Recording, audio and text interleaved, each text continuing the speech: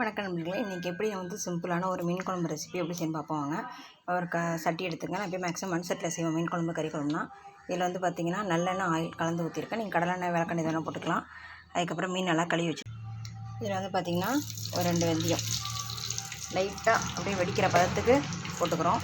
ஒரு பேஸ்ட் ஒன்று அரைச்சிருக்கேன். என்னென்னு பார்த்தீங்கன்னா வெங்காயம், தக்காளி பழம், சீரகம், மிளகு, ஒரு 2 பல்லு பூண்டு, இந்த பேஸ்ட் போட்டு இந்த அப்படியே செய்ய போகிறேன். இதை நல்லா அரைச்சி வச்சு பார்த்திங்கன்னா வெந்தயம் போட்டதுக்கப்புறம் வெங்காயம் நறுக்கி வச்ச வெங்காயத்தை போட்டு நல்லா வதக்கணும். வெங்காயம் நல்லா வதங்கினதுக்கப்புறம் நம்ம அரைச்சி வச்ச பேஸ்ட் எடுத்து போட்டு வதக்குறோம். இந்த மசாலா நல்லா வதங்கினதுக்கப்புறம் பார்த்திங்கன்னா இதில் 1 ஸ்பூன் மிளகாத்தூள், 2 ஸ்பூன் மல்லித்தூள், 1/2 ஸ்பூன் மஞ்சத்தூள் போட்டு நல்லா வதக்குறோம்.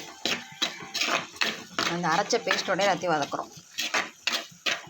மீன் குழம்பு நல்ல ஒரு டேஸ்ட்டாக இருக்கும். நீங்கள் எப்பயும் வைக்கிறத விட கொஞ்சம் டிஃப்ரெண்ட் டேஸ்ட்டாக இருக்கும்.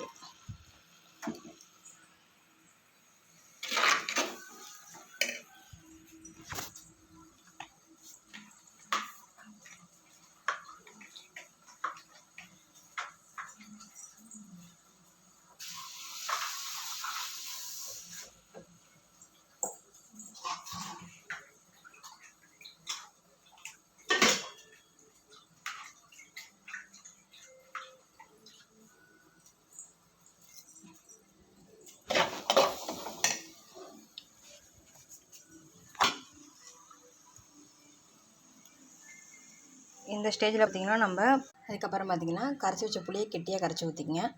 இது நல்லா கொதிக்கணும். நல்லா கொதிச்சதுக்கப்புறம் தான் மீன் போடணும்.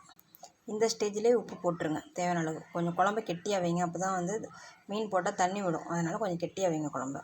புளி நல்லா கொதிச்சதுக்கப்புறம் உப்பு உரப்புலாம் செக் பண்ணிவிட்டு தேவைப்படுச்சா மிளகாத்தூள் கொஞ்சம் கூட போட்டுலாம் உங்கள் விருப்பம் போட்டுக்குங்க. அதுக்கப்புறம் பார்த்திங்கன்னா தேங்காய் வெறும் தேங்காவாக அரைச்சி சோம்பு போடாமல் அந்த தேங்காய் கொஞ்சம் ஊற்றினேன். அதுக்கப்புறம் மீனை நல்லா கொதிச்சதுக்கப்புறம் மீனை நல்லா கழுவிட்டு தண்ணி இல்லாமல் மீனை போட்டாச்சு. இது நல்லா ஒரு 10 நிமிஷம் தான் 20 நிமிஷம் ஒரு மீனை பொறுத்து நல்லா வேந்ததுக்கப்புறம் இறக்குனிங்கன்னா செம்ம டேஸ்ட்டாக இருக்கும்.